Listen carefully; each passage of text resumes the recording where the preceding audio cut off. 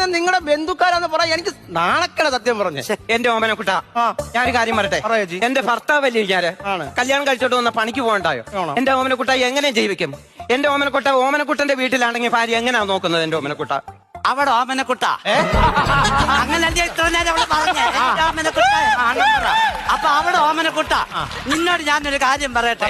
എനിക്ക് പണിക്ക് പോകാൻ പറ്റത്തില്ല. അത് എന്തോ ഗുരുവാണ്, ഞങ്ങൾ പണിക്ക് പോയിക്കൂടെ? എന്നോട് ഡോക്ടർ പറഞ്ഞ് റെസ്റ്റ് എടുക്കണമെന്ന്. എന്തുവാന്നറിയാമോ? 17 വർഷങ്ങൾക്ക് മുമ്പ് മലമ്പനി വന്നു. മലമ്പനിയോ? അന്ന് ആ ഡോക്ടർ പറഞ്ഞ എന്തോന്നറിയാമോ? റെസ്റ്റ് എടുക്കണമെന്ന്. അതിന് റെസ്റ്റ് എടുത്തോണ്ടിരിക്കുക 17 വർഷമായിട്ട്.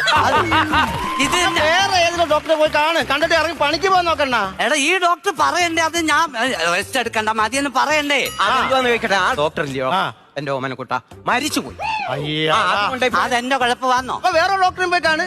അതെനിക്ക് വിശ്വാസം പോരാ. വ്യാജ ഡോക്ടറുള്ള കാലവാ.